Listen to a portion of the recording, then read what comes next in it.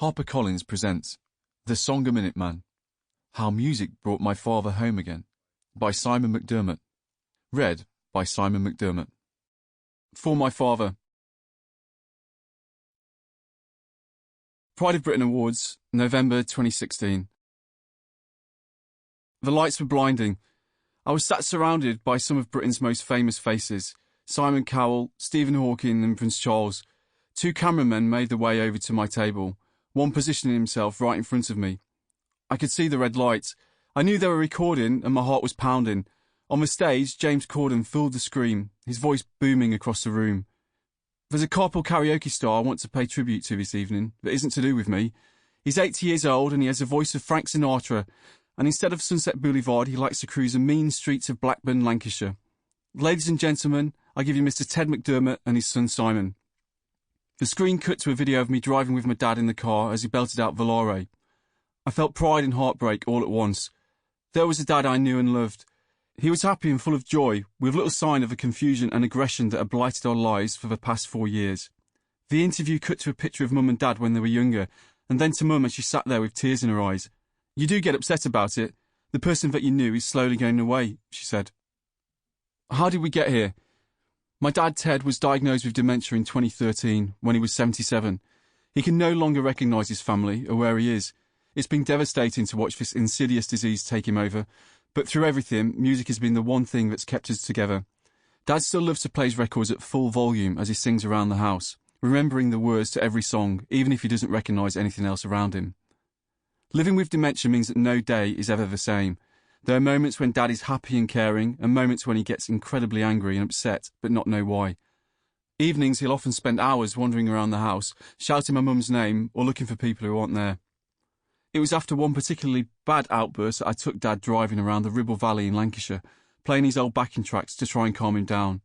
It didn't take long before he was singing along in perfect tune. Dad, for a moment, was back to his old self, and all the confusion and aggression had gone. Those drives in the car gave us something to hold on to during the really bad times. I started to record them just for myself and Mum, but then I had the idea of uploading them to Facebook with a link to a fundraising page I'd set up to support the Alzheimer Society who'd supported us. In just a few short weeks, the videos had been watched millions of times worldwide. The donations came pouring in, and before I knew it, we had raised over £150,000 for the charity to help other families like us. Now I was about to go on stage to receive a Pride of Britain Award for raising dementia awareness. It was one of the most surreal moments of my life as Sir Cliff Richard and Dame Joan Collins appeared to present me with the award. "I can't believe your dad sells more records than I do," said Cliff. For Dad, his one true passion has always been music. He's been singing since he was a young boy, growing up in a noisy house with 13 brothers and sisters, and his musical ability was always encouraged. Although my grandparents didn't have a lot, the family never went short.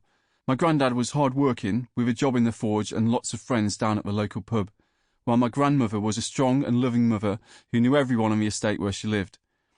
Dad had a typical childhood for the time. His younger years were about football or playing out in the woods at the back of the estate. Once he left school, one of his many jobs was as a Butlins redcoat, where he travelled the country singing in clubs. He earned himself a nickname, the Songaminute Man, because of the many different songs he could perform by heart. Dad had just turned 65 when we started to notice his memory going. Mum picked up on it first. He would forget what he was doing, forget names and faces. Next came the aggression, the frustration, and finally the realisation that the person we knew was slowly fading away. I'd always hoped Dad would write his own book one day, not least because he was a legendary storyteller when I was a kid. At family parties, he'd often be found with a group of my cousins at his feet, enthralled by his stories. The tales would be greatly embellished, dramatic and over the top, but to young kids they were mesmerising. One Christmas, years ago, I bought him a blank notebook in which to write everything down, but dementia came and took away his past before he had the chance. And now it's my job, as his son, to capture as much as I can about Dad before he's lost to us forever. This book documents his life growing up as the eldest of 14 children, his life on stage, his loves, and then later the devastating effects of dementia on him and his family, as well as how we pulled together to help him finally receive the recognition for his singing that he always deserved. Things are very mixed up for Dad. He can no longer tell his story without it becoming confused, so this is his story as told by others. I spoke to those people who knew him best, his remaining brothers and sisters, his friends, his teenage sweetheart and my mum, his wife of more than 40 years. Where possible, these interviews have been used fully, alongside first-hand stories. Sample complete. Ready to continue?